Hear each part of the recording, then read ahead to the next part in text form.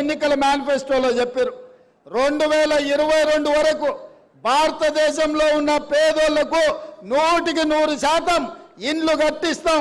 ప్రధానమంత్రి ఆవాస్ యోజన పథకం కింద దేశంలో ఉండే ప్రతి పేదవాడికి ఇల్లు కట్టిస్తా అని అడిగాడు.